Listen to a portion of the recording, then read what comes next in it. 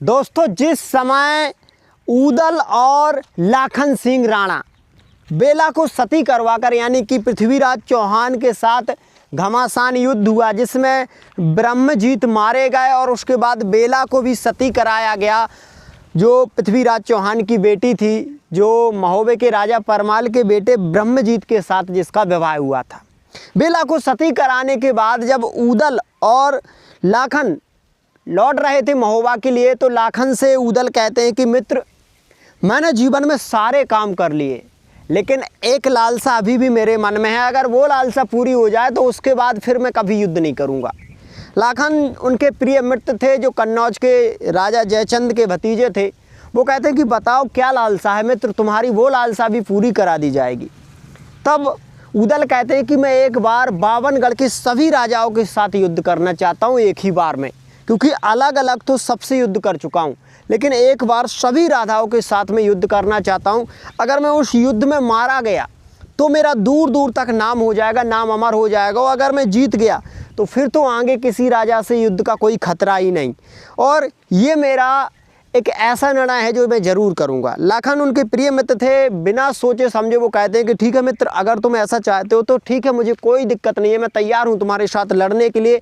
बावनगढ़ के राजाओं के साथ क्या, दुनिया के सभी राजाओं के साथ लड़ जाऊँगा, लेकिन तुम अपने भाई बड़े, जो तुम्हारा बड़ा भाई है आला, उससे पूछ लो, अगर वो तैयार होते हैं तो ठीक है, मुझे खबर भिजवा देना, मैं उसी वक्त अपनी सेना के साथ लड़ने के लिए आ जाऊँगा। ऊदल जो होते हैं अपने बड़े भाई आला के पास जाते हैं, कहते हैं कि भाई मेरे मन में एक जिज्ञासा, एक आस लगी है कि मैं एक बार जो बावनगढ़ के राजा हैं सभी राजाओं से एक साथ युद्ध लड़ लूँ, जैत खम गढ़वा दूँ अपने नाम से और फिर युद्ध लड़ूँ।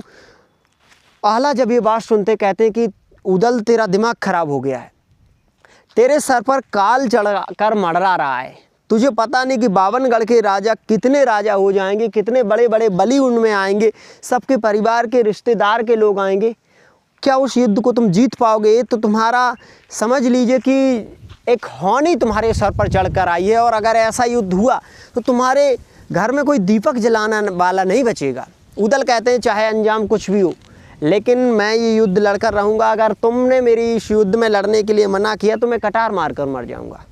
आला ऊदल को जानते थे कि ऊदल बड़ा जिद्दी स्वभाव का है।